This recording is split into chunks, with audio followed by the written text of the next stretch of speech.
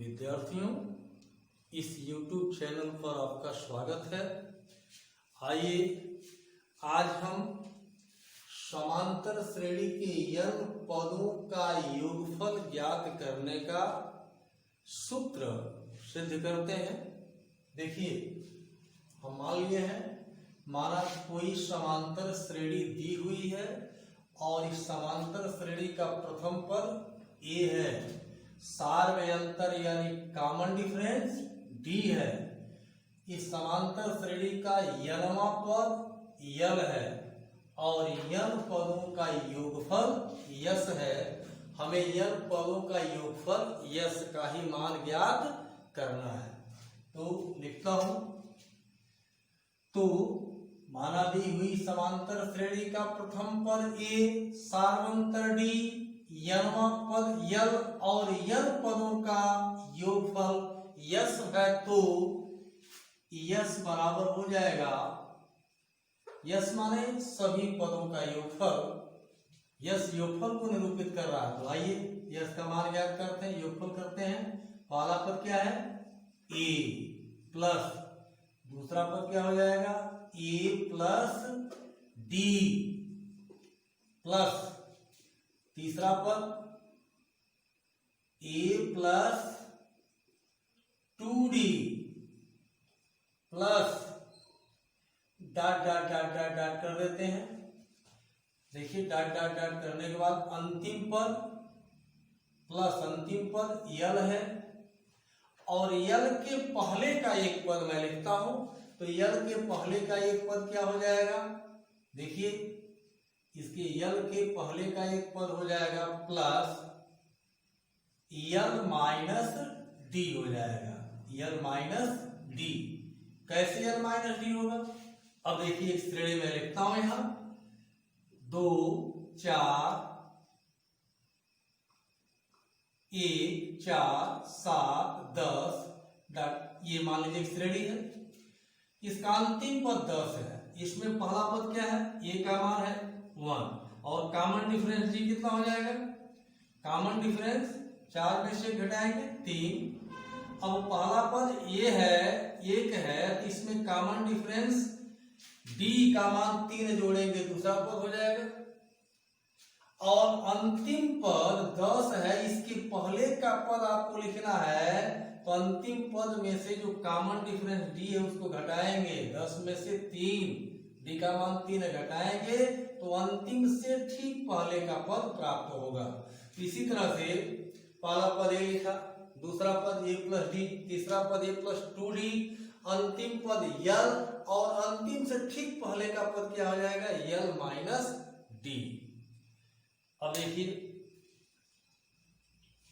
ये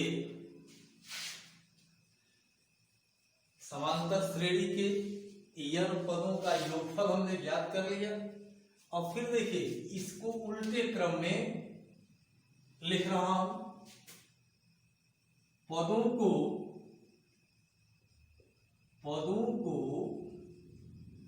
उल्टे क्रम में लिखने पर, उल्टे क्रम में लिखने पर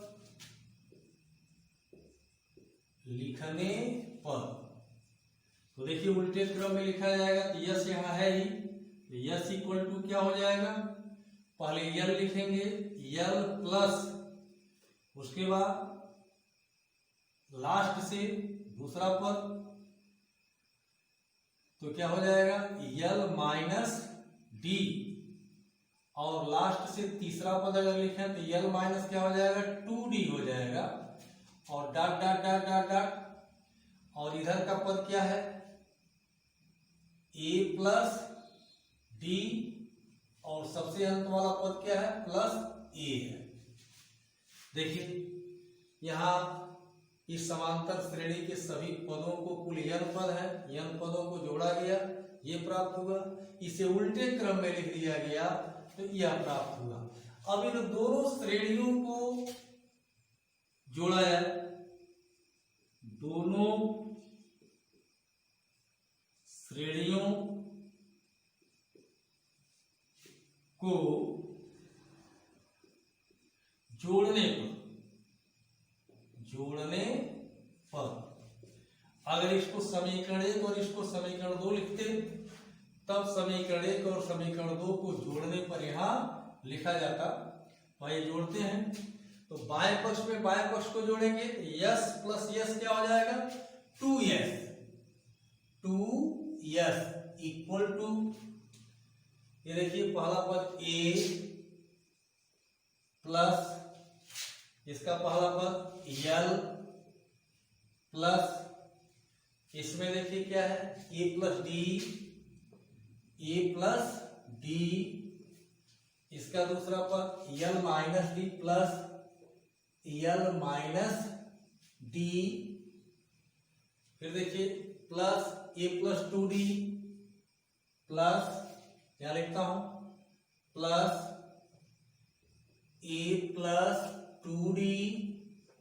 प्लस इसमें क्या है तीसरा l minus 2d, l minus 2d plus dot dot dot dot dot dot, ये देखिए इसमें क्या है l माइनस डी प्लस इसमें क्या है a प्लस डी और फिर यहाँ क्या है प्लस l और यहाँ क्या है प्लस a। अब देखिए ये प्राप्त हो जाएगा, यहाँ देखिए प्लस डी है यहाँ माइनस डी है, दोनों कट जाएंगे, यहाँ प्लस 2d है माइनस 2d है कट जाएंगे, यहाँ देखिए माइनस डी है यहाँ प्लस डी है कट जाएगा। इस तरह से क्या प्राप्त होता है 2s equal to a plus L plus यहाँ देखिए a प्लस एल, फिर देखिए plus a plus L plus a plus L और plus dot dot dot dot dot, क्या मिल रहा है इधर एल है और यहाँ a है, दोनों जोड़ेंगे क्या हो जाएगा a प्लस एल और फिर देखिए प्लस a प्लस एल प्राप्त हुआ। अब देखिए 2s equal to a plus L plus a plus L plus a plus L कितनी बार है पदों की संख्या, इसमें देखिए कितना n पद है तो ये पदों की संख्या n है। अब आपको मैं यहाँ एक उदाहरण दे रहा हूं, जैसे 5 प्लस 5 प्लस 5 प्लस 5 अगर जोड़ते हैं कितना हो जाएगा 20। लेकिन यही देखिए एक और तरीका सीखिए, ये 5 कितनी बार लिखा गया है 4 बार, तो इसको लिख दीजिए 4 गुणे 5 बराबर 20 हो जाएगा। ये 5 कितनी बार लिखा गया 4 बार, 1 2 3 4, तो 4 गुणे 5 लिखिए। इसी तरह से a plus L plus a plus L, ये a प्लस एल कितनी बार जोड़ा गया है, कुल पदों की संख्या यहाँ है n पद है तो n बार जोड़ा गया है, डॉट डॉट किया गया, कुल कितने पद है n पद है, n बार जोड़ा गया है तो क्या हो जाएगा, ये हो जाएगा n into A plus L, यहां लिखेंगे n into A plus L. अब दो का पक्षांतर करेंगे तो यस इक्वल टू मिलेगा n by 2 into A plus L. यह एक सूत्र प्राप्त हुआ, किसी समांतर श्रेणी के n पदों का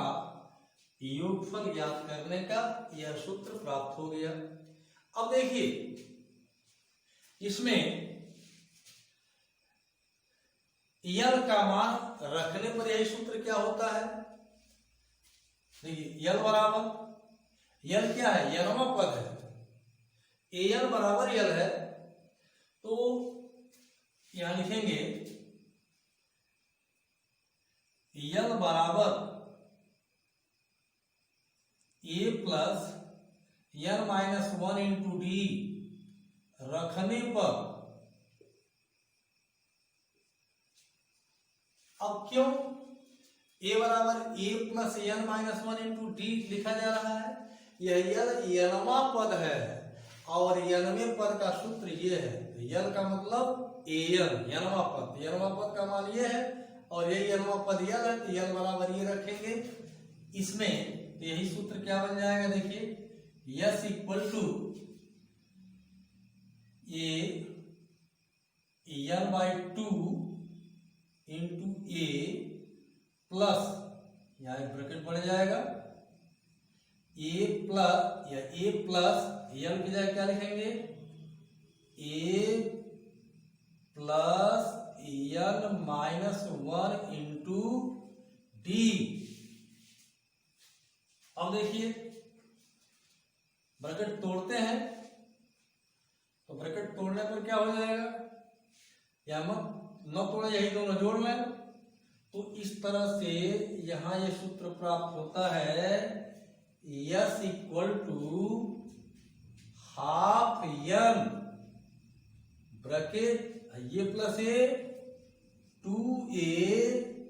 plus N minus one into D, या समांतर श्रेणी के एन पदों का योगफल ज्ञात करने का ये सूत्र यह प्राप्त हुआ। तो याद रखेंगे, अगर